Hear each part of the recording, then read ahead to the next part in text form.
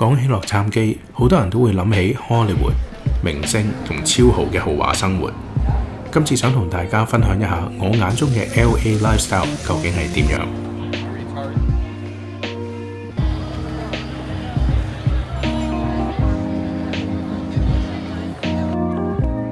首先嚟到 Beverly Hills 非常出名嘅 Rodeo Drive。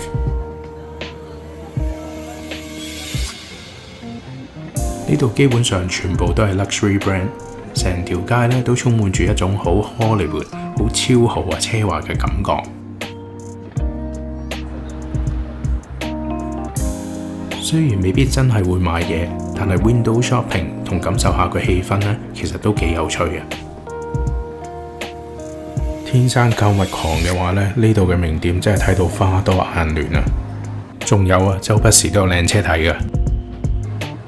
一場嚟到咧，就順便行埋過去隔離街好出名嘅 Erewhon 超級市場。呢間超市咧喺洛杉磯都非常有人氣嘅。如果運氣好咧，可能仲有機會撞到啲 influencer 或者明星添。雖然價錢唔平，但係好有 LA 健康 lifestyle 嘅感覺。去到第二日咧，我哋就揀咗嚟 The Grove。每次嚟親 LA 咧，我都好中意專登要嚟度行個圈嘅。覺得呢度嘅氣氛咧係好舒服啦，有種好休閒 outdoor shopping mall 嘅感覺。一路行下街啊，飲杯咖啡，食下雪糕咁咧，其實已經好有一個 vacation feeling 喺度。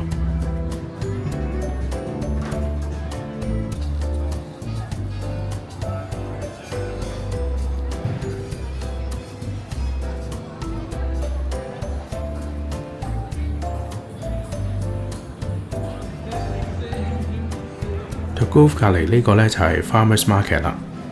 其實呢，佢已經有超過100年歷史，追溯返去1880年代。呢度原本係一個真正嘅農夫市場，之後呢，慢慢就發展成為集合嘅美食啊、小店啊同埋旅遊元素嘅一個地方啦。相比起 The Grove 嘅現代 shopping mall 感覺呢就唔同， Farmers Market 呢就更加有一種懷舊同本土嘅氣氛。行過戶外 shopping 咧，就輪到室內嘅 Beverly Center 啦。The Grove 同 Beverly Center 咧都係洛杉磯幾受歡迎嘅 shopping 嘅地方嚟嘅。The Grove 咧就比較舒服同有 outdoor 嘅氣氛，而 Beverly Center 咧就比較偏向大型嘅商場感覺，而人流咧亦都相對係少嘅。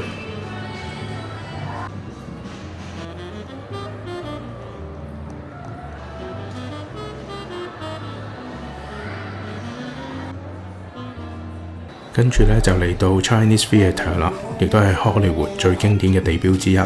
好多電影嘅首映咧，亦都會喺呢度進行嘅。咁穿過 Chinese Theatre 咧，咁就一路行嘅話咧，就可以去到 Funko 嘅旗艦店啦。如果中意電影啊、動漫或者啲 pop culture 咧，咁 Funko Hollywood 應該會行到唔想走。尤其是如果你係中意collectible 嘅 figure 咧。好多熟悉嘅電影人物啊，都會見到啦，場景啊，好多打卡位啊，都值得去行嘅。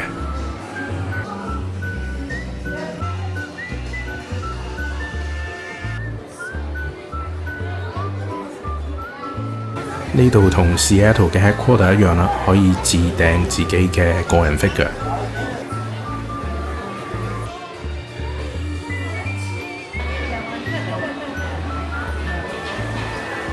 睇完一大輪 figure 之後呢，就另外仲去咗 Museum of Illusion 嘅，入面有好多互動場景同錯覺嘅效果啦，幾適合同朋友啊、小朋友啊一齊玩同影相嘅。喺呢度大概要1個鐘頭時間到呢，就其實已經好充足㗎啦。順帶有樣嘢咧，就想提一提大家。如果你係咁啱，你亦都想嚟 Hollywood Boulevard 呢一邊咧，記緊就盡量係朝頭早嚟啦，同埋就避免一個人自己喺條街上面行，因為呢條街咧其實係頗為複雜嘅。小心財物之餘咧，記緊留意下四周圍嘅環境。最後喺街上邊俾我哋遇到送餐機械人。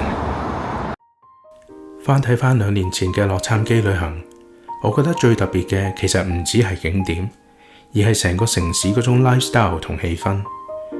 由 Rodeo Drive 到 The Grove，再到荷里活同唔同嘅文化區域，每個地方都有自己唔同嘅感覺。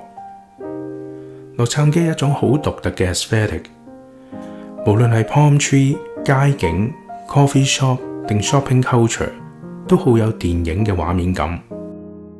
另外，我都幾感受到呢邊好注重嘅 healthy lifestyle， 由 Erewhon 健康食品到好多人會做運動、飲沙冰，成個城市有種 wellness 嘅 culture 嘅感覺。而且我覺得呢邊嘅人普遍都好勤力，大家都好努力追求自己想做嘅嘢，同時亦都好 positive， 有種好鼓勵人向前嘅力量。洛杉磯未必係一個好完美嘅城市，但係佢的確有一種好獨特嘅魅力。如果你都去過洛杉磯，歡迎留言分享你最中意嘅邊個地方。我係 Victor，下次再同大家分享另一個旅程。